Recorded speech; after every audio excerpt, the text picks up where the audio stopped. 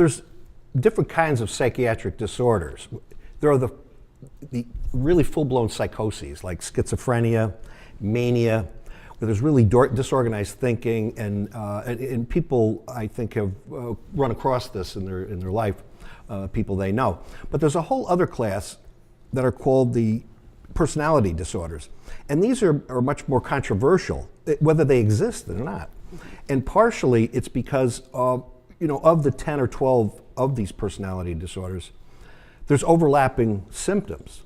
And so antisocial personality disorder, narcissism, malignant narcissism, for example, and psychopathy, they overlap a lot. So people would say, well, psychopathy and in fact malignant narcissism by themselves don't exist.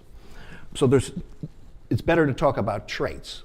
But nonetheless, people use the term psychopathy, and or psychopath. Psychopath. It's sort of a colloquial term at this point. Right, psychopath or sociopath, and people differentiate them, but there's also a question whether you can differentiate those. I mean, I've talked to many of my psychiatrist colleagues, and they say, well, it doesn't exist, does it? When I ask them, what's the difference between a sociopath and a psychopath, they go, well, do they really exist? How can you differentiate them? So you have to get into the traits and see what the specific things are. Right. And that's the scale that Hare had. And so Robert Hale developed this wonderful scale, and it was really first targeted for adult men that have been incarcerated. Okay. Then he expanded it to adult men and teenage men, and then women. So as the years have gone by, but it really was focused on the prison population as opposed to the general population. And so there was always a lot of emphasis on one group of traits, and that was mostly surrounding ones related to criminality. And those are the so-called antisocial personality disorder traits. But there are other traits that other people would say, other psychiatrists and psychologists would say that are more have to do with the core problems with psychopathy.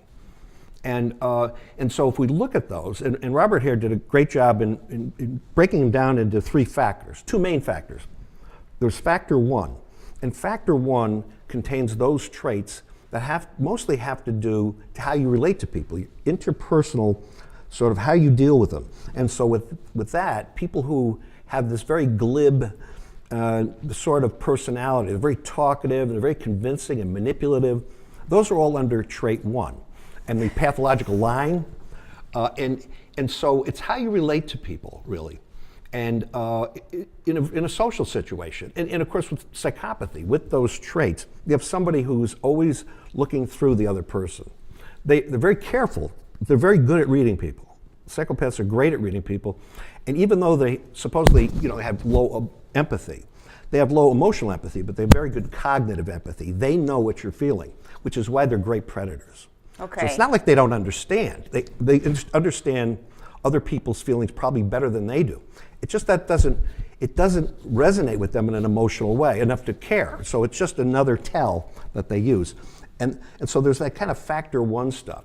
And factor two stuff is a kind of a mixed bag having to do with this antisocial personality stuff, criminality, et cetera, but also other interpersonal traits too.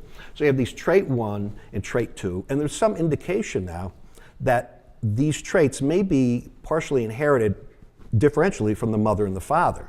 So it may be the father that gives rise to more of the traits having to do with factor two, criminality, whereas that kind of glib manipulation part may be more mother to son and mother to daughter, in some cases past.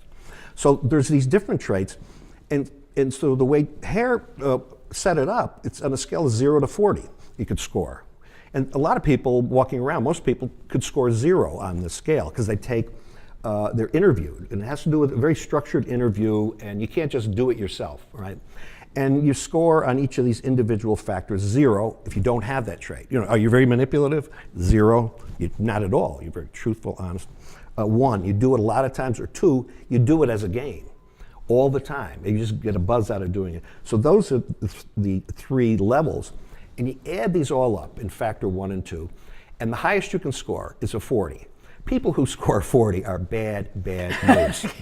This is not a test you want to do well on. Oh, no. Okay.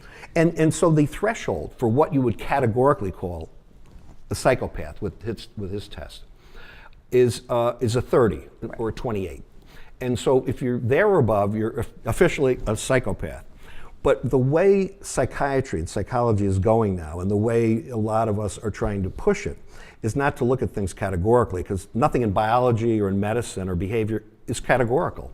It's not, even though we may want it in our courts, and jurors want it. And, so when you're saying categorical, you mean not just to look at a test, it has to be other things.